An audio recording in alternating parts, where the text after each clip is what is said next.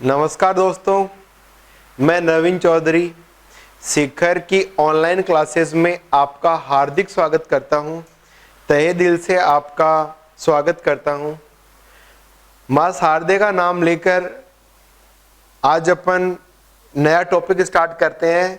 जो पीछे पड़ा था उसी में ही आगे रिवाइंड करते हैं, ठीक है ना। तो सबसे पहले अपन देखते हैं कि संतुलित आहार के बारे में अपन बात कर रहे थे कि संतुलित आहार क्या होता है। मतलब एक ऐसा आहार जिसमें जितनी भी पोषक चीजें होती हैं सारी की सारी उपस्थित होती हैं, उसे ही संतुलित आहार कहा जाता है। अगर उसमें से कोई भी एक मुख्य चीज अगर विलुप्त है तो उसे संतुलित आहार की श्रेणी में नहीं रखा जाता। जैसे WHO, नाम सुना ना, WHO वर्ल्ड हेल्थ ऑर्गेनाइजेशन, जो दुनिया को सारी हेल्थ से रिलेटेड जितने भी डिसीजंस देता है, उनको उनके बारे में उनके फेवर देता है हेल्थ से रिलेटेड, वो जो WHO है उसने कहा था कि अगर आपके डाइट में कोई भी एक मुख्य न्यूट्रिएंट अगर खत्म है या कम है या नहीं है तो आप उसे संतुलित आहार नहीं कह सकते। तो इसी WHO ने एक बात कही थी कि दूध जो होता है ना उसमें सारे पोषक पदार्थ होते हैं, ठीक है ना, लेकिन इसे संतुलित आहार की श्रेणी में नहीं रखा जा सकता। समझ में आई ना बात। अब तुम सोच रहे हो कि क्यों नहीं रखा जा सकता, मतलब कोई ना कोई कमी है। क्या कमी निकल के आई? तो पता है कि आपको कि एक क्वेश्चन एग्जाम में भी आ चुका है, इतना इंपॉर्टेंट है, तो मैं आपको बता देता हूं कि दूध के अंदर विटामिन सी नहीं होती, एस्कॉर्बिक एसिड नहीं होता, जिसके कारण दूध को संतुलित आहार मतलब बैलेंस डाइट की सीरीज से हटा दिया, ठीक है ना। तो ये एक इंपॉर्टेंट बात थी यहां पर कि दूध में विटामिन सी नहीं होता। तो अभी अपन एक छोटा सा और पॉइंट डिसीजन से स्टार्ट करते हैं कि भावुक रूप से, है ना, कि यार मैंने क्या खाया है क्या नहीं खाया, ये चीजें मायने नहीं रखती हैं। बैलेंस डाइट का मतलब है भोजन के मुख्य घटक आपके डाइट में होने चाहिए। कैसे? जैसे मान लो कार्बोहाइड्रेट होना चाहिए, वसा होना चाहिए, प्रोटीन होना चाहिए, विटामिन होना चाहिए, समझ में आ रही है ना, सॉल्ट होने चाहिए, सोडियम पोटेशियम वगैरह, समझ में आ रही है ना। ये सारी जो जितनी भी चीजें हैं, पानी वगैरह, ये सारी चीजें होने चाहिए। तो अपन यहाँ पे मैंने डायग्राम में आपको थाली बना के समझाया था कि थाली में क्या क्या चीजें होती हैं, ठीक है ना। तो ये इतनी अगर बात समझ में आ गई, उसके बाद अपन ने स्टार्ट किया था कार्बोहाइड्रेट के बारे में। तो क्या बताया था कार्बोहाइड्रेट के बारे में, एक बार मैं फिर से रिपीट कर देता हूं कि जो अपना जो कार्बोहाइड्रेट होता है इसे जनरली बायोलॉजी में क्या कहा जाता है, बताओ? सोचो एक बार, अगर दिमाग में आया है तो क्या कहा जाता है इसे बायोलॉजी के अंदर? इसे कहा जाता है सैकेराइड। तो आप लोगों को दिमाग में ये चीज सेट कर लेनी है कि जो सैकेराइड जो होता है ना, वो किसके लिए नाम आता है? वो कार्बोहाइड्रेट के लिए नाम आता है, कार्बोहाइड्रेट के लिए, जिसको अपनी भाषा में क्या कहा जाता है? शर्करा या शुगर नाम दिया जाता है। याद रखना हमेशा, ठीक है ना।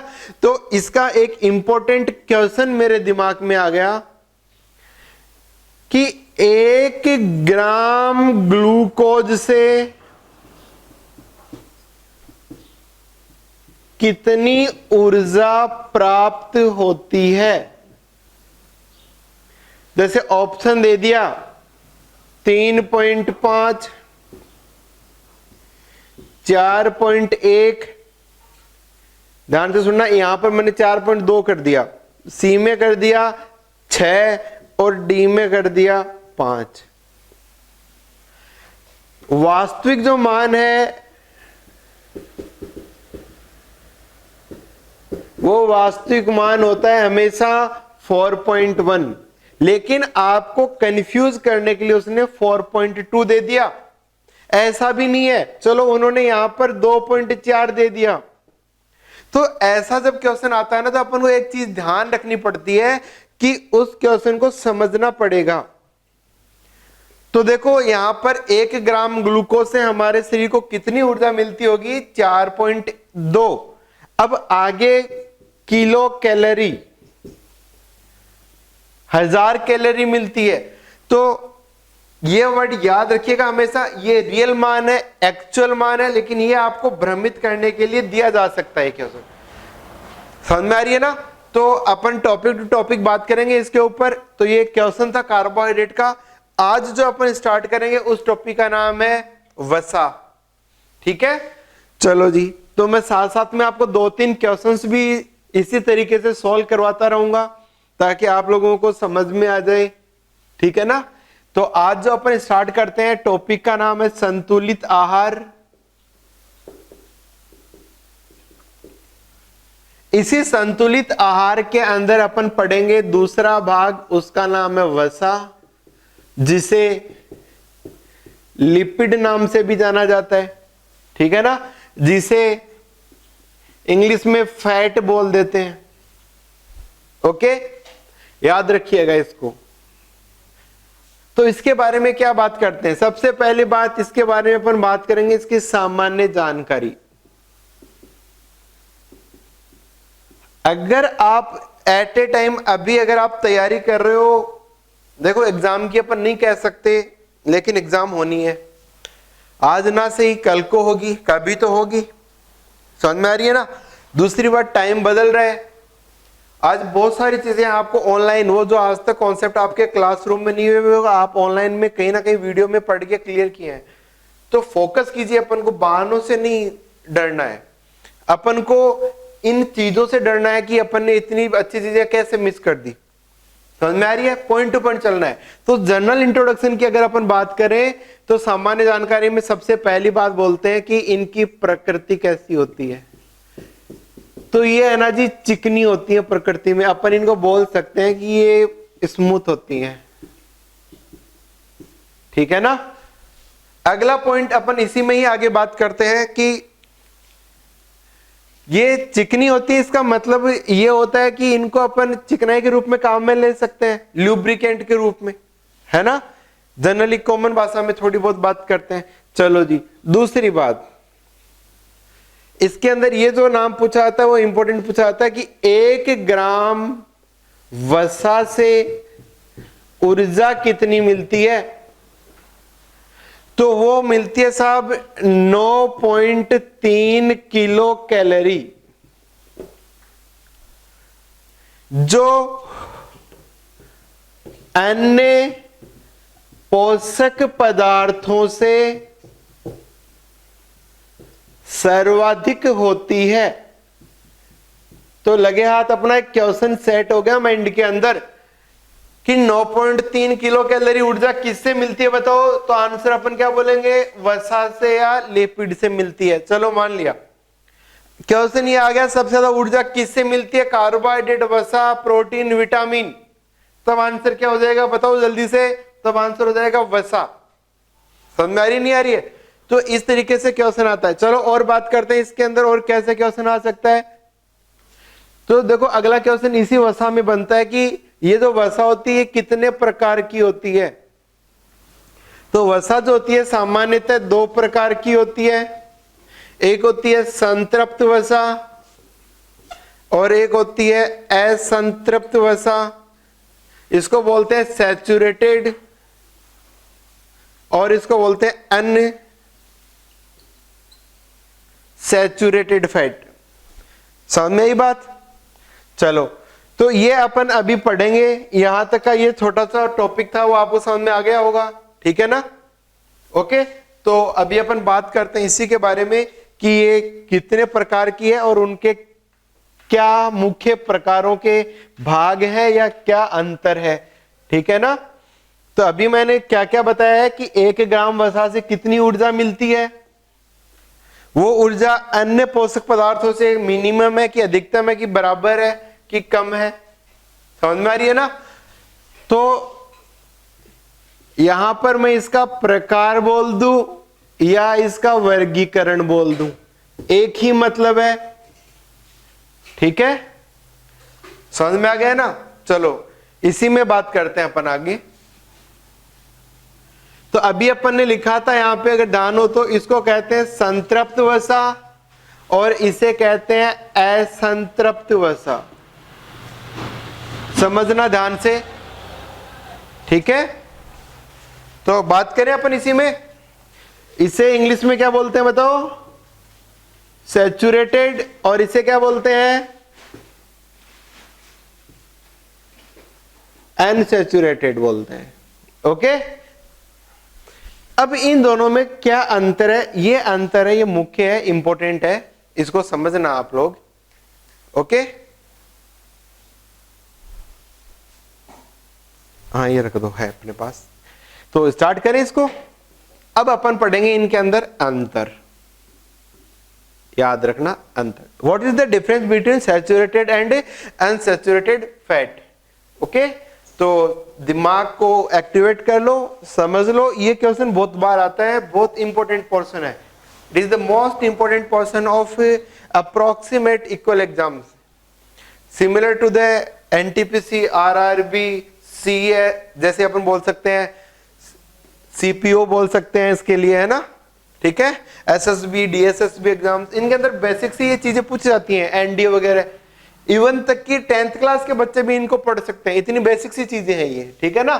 चलो, तो देखो संतर्प जो वसा है ना, इसके अंदर सबसे पहले कहा जाता है कि इनके अंदर जो सामान्य जो बंध होता है वो एकल बंध होता है। एकल बंध का मतलब इंग्लिश में बोलेंगे इसको सिंगल बॉन्ड। इसमें कौन सा होता है? डबल या ट्रिपल। मतलब डबल को बोलते हैं दोहरा और इसको बोलते हैं तिहरा बंध। समझना ध्यान से, ठीक है? तिहरा ऐसा लिखा जाता है। ओके, चलो तो देखो इसमें बात करते हैं अपनी। मतलब कार्बन कार्बन के बीच में कौन सा बंध होगा? सिंगल बंध होगा।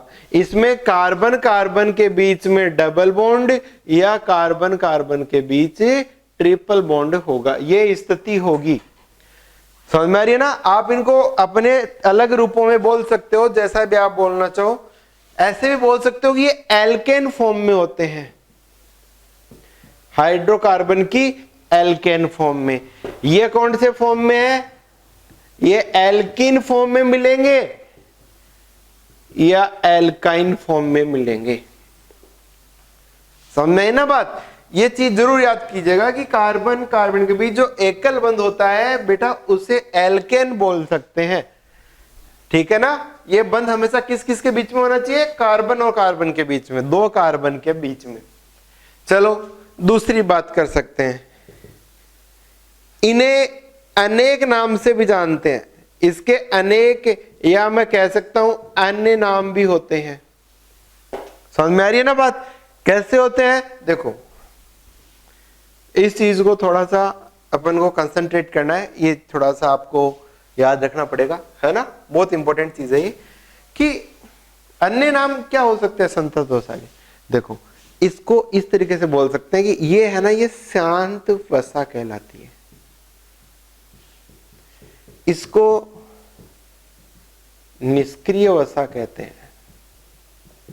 और शांत का मतलब इसको जमने वाली वसा कहते हैं। इसको निष्क्रिय मतलब मैं ऐसे बोलता हूं न्यूनतम, न्यून क्रियाशील।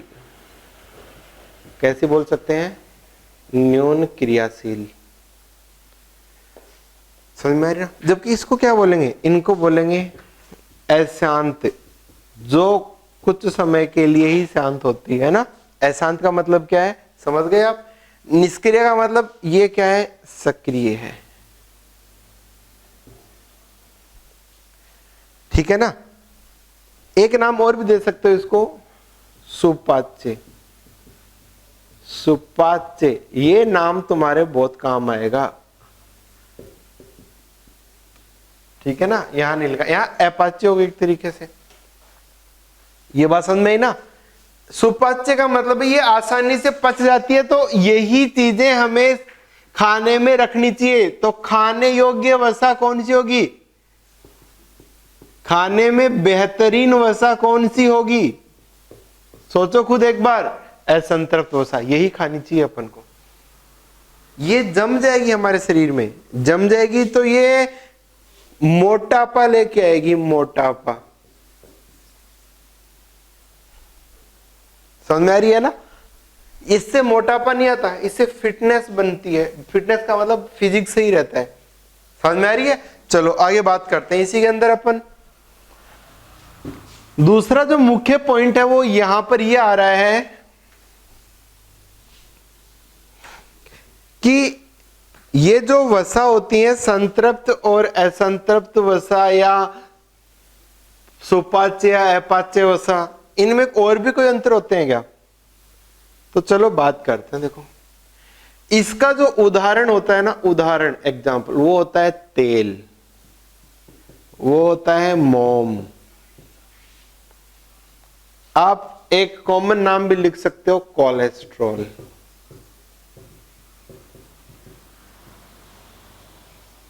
सॉरी तेल लिख दिया, यहां पे अपन को वो चीज लिखनी है जो आप समझ सको। यहां पे अपन को घी लेना है ना?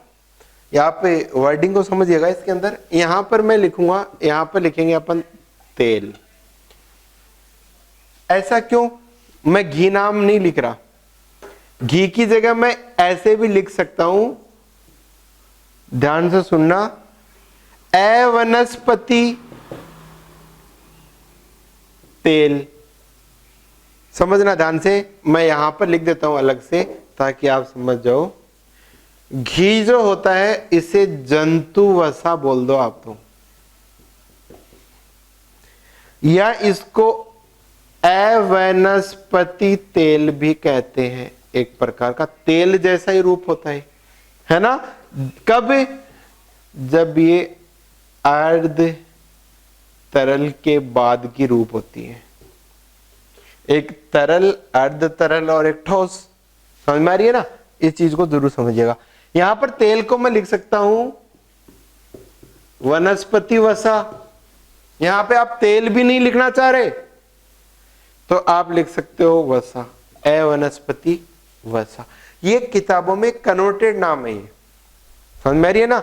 इनको कहने का मतलब ये है कि नाम कहीं से भी आ सकता है। ठीक है, चलो। तो जंतु वसा, वनस्पति वसा, ये सब किसके नाम है? घी के। तेल का क्या नाम है? वनस्पति वसा। या और भी नाम लिखना चाहो तो आप लिख सकते हो ट्राई ग्लिसराइड्स। ठीक है ना? समझ गए बात को? चलो अगली विशेषता, ये जो कोलेस्ट्रॉल अगर हमारे शरीर में जम जाता है, कहां पर जमता है? ये रक्त वाहिनी में। तो रक्त वाहिनी में अगर जम जाता है तो जमने से क्या हो जाता है बताओ? हृदय प्रभावित होता है और उसके अंदर कोई रोग हो जाता है, हार्ट से रिलेटेड, है ना? रक्त वाहिनी में जम जाती है, वो वसा कोलेस्ट्रॉल होती है।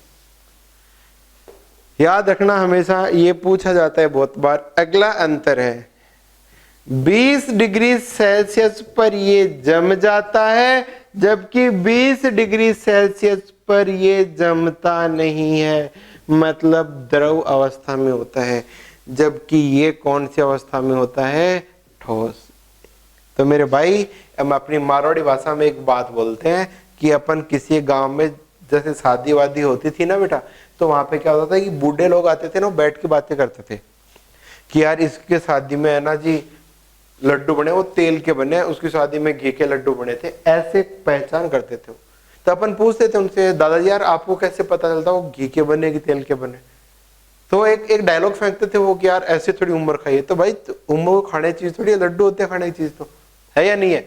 तो बताते नहीं थे बेटे कि यार इसको रात पता चल जाएगा, लेकिन अपन को पढ़ते पढ़ते आज पता चल गया कि जैसे वो लड्डू को पकड़ते वो थोड़ा सा गीला सा ऐसे कुछ रहता था, तो समझ जाते कि वो किसका है?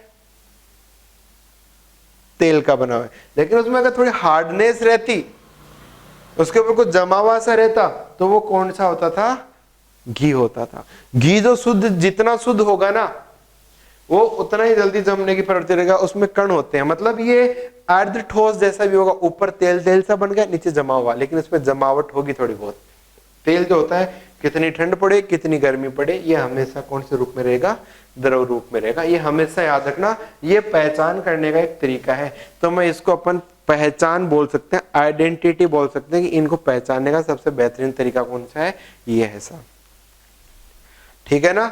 दूसरी बात, जब ये हमारे शरीर में पचेगा तो क्या होगी?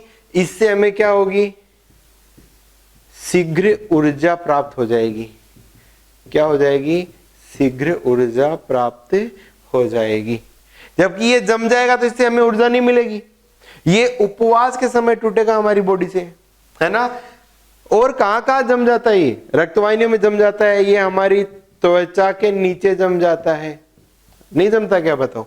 तो ये चीज हमेशा ध्यान रखिएगा, ये जो इंपॉर्टेंट बातें हैं ये आपको कहीं ना कहीं एग्जाम में किसी न किसी रूप में आपको क्वेश्चन के रूप में मिल जाएंगी। तो ये छोटी छोटी चीजें आपको आइडेंटिफाई करनी ही है। उसके बाद में मैं आगे बताना स्टार्ट करता हूं। जो मोटे लोग होते हैं, मैं ये नहीं कह रहा कि मेरी जैसे, है ना, ठीक है ना, still I am zero figure. तो बात करते हैं अपन वसा त्वचा के नीचे जम जाती है और जमने से एक आवरण बनाती है। इस आवरण को कहते हैं उष्मारोधी आवरण। मतलब बॉडी से हीट नहीं निकलने देगी, वो अंदर ही अंदर स्टोर कर लेगी। समझ में आ रही है। तो ये काम भी कौन करती है, वसा करती है। ठीक है भाई, चलो और इंटरेस्टिंग बात बताते हैं आपको। सामान्यतः रंग के आधार पर वसा के प्रकार कितने होते हैं, 2 रंग। एक होती है भूरी वसा और एक होती है सफेद वसा। इंपॉर्टेंट है, एग्जाम में सुना होगा बहुत बार, इसका क्वेश्चन आता रहता है। ये भूरी वसा जो होती है ना, वो नवजात शिशु में, और जानते हो ऊंट, जानते हो ना ऊंट भाई, अपना जहाज रेगिस्तान का, उसके कुबड़ में भूरी वसा होती है, जिसके कारण इसका कार्य क्या हो गया, इसका कार्य हो गया जल संचय करना, वाटर स्टोर करना हो गया भाई साहब इसका काम। ठीक है, चलो ये जो भूरी वसा होती है, ये भूरी क्यों होती है, इसका कारण क्या होता है, इसके अंदर Fe तत्व उपस्थित होता है। बहुत ही शानदार बात है, याद रखना। भूरा जो होता है वो लाल लाल जैसा हो जाता है, हल्का हल्का, तो Fe के कारण इसका रंग भूरा पड़ जाता है। सफेद वसा में Fe नहीं होता, इसलिए सफेद रह जाता है। और इसका जो कार्य होता है वो अंग निर्माण, और दूसरा कार्य शरीर को ऊर्जा प्रदान करना। तीसरा कार्य माइलिन आवरण बनाना। माइलिन आवरण मैंने तंत्रिका उत्तक पढ़ाया था, उसमें बताया था मैंने, शायद कि आपको डायग्रामेटिक नाम याद रखना पड़ेगा। माइलिन आवरण कहां पाया जाता है, तो याद रखना तंत्रिका कोशिका पर। समझ में आया ना, इतना सा ये पॉइंट था, ये आपको याद करना पड़ेगा। अब देखो ऐसे छोटे छोटे क्वेश्चंस आपको परेशान कर देते हैं। प्लस मैं अगर कहूं कि बाल की रूट जो होती है, रूट का मतलब जानते हो ना, जड़ों में भी सफेद वसा होती है, जिसके कारण बालों को खड़े रहने में या फिर बड़े होने में भी हेल्प होती है। उनकी जड़ों में उनको स्थिर रखने का काम भी करवाती है, सफेद वसा होती है। तो इसके कितने कार्य हो गए, 1 कार्य, 2 कार्य, 3 कार्य और 4 कार्य। लेकिन इसका मुख्य कार्य क्या हो गया, सिर्फ जल संचय हो गया। याद रख लोगे ना, बहुत छोटी सी बात बताई है। लेकिन एक और काम रह गया। देखो, वसा संचय की घटना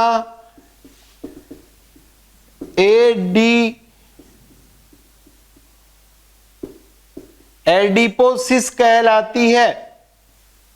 ये इंपॉर्टेंट है, बहुत इंपॉर्टेंट है। इंपॉर्टेंट क्या, याद कर लो इसको, बहुत बार पूछा जाता है। एडिपोसिस क्या होता है? शरीर में वसा संचय की घटना। ठीक है, चलो और बात करते हैं साहब जी, इसी के अंदर ही पॉइंट टू पॉइंट। ओके, चलो।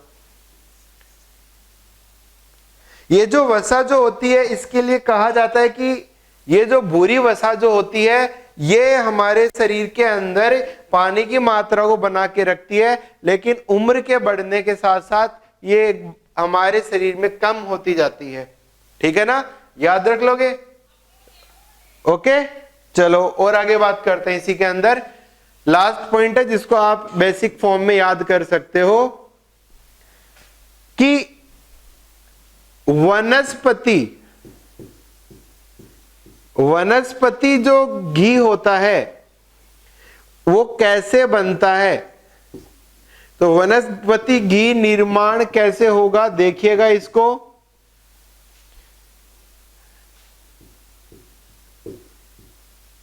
वनस्पति तेल जो होता है उसके अंदर निकिल उत्प्रेरक के रूप में हाइड्रोजनीकरण विधि द्वारा वनस्पति घी में बदला जाता है। समझ में आ गया ना? तो इस तेल से घी बनाने की घटना जो होती है, यही इसको वनस्पति घी कहते हैं। जैसे एक बहुत पुराना नाम है जो आप रटते आ रहे हो, डालडा घी। ठीक है ना? ओके, तो इसी तरीके से अगर आप समझोगे तो आपको ये पॉइंट से रटने की जरूरत नहीं पड़ेगी। इसमें कुछ बेसिक्स नाम है जिनको आपको याद रखना है, जैसे एडिपोसिस क्या होता है, हाइड्रोजनीकरण क्या होता है। हाइड्रोजनीकरण का मतलब क्या होता है, कोई पूछे तो लिख देना, हाइड्रोजन का जुड़ना। ठीक है, यहाँ पे उत्पन्न होगा, उत्पन्न हुआ कब, जब उसे जुड़ा है ना? तो यहाँ पर जुड़ाव का मतलब है यहां से जन होना, उत्पन्न होना। ठीक है ना? ओके, समझ में आ गया होगा इतना। तो ये था आज का टॉपिक।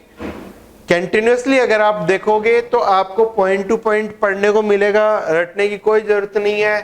प्रेफरेंस इतना है कि आपको कॉन्सेप्चुअल टॉपिक्स आपको आने चाहिए। ठीक है, ओके, धन्यवाद।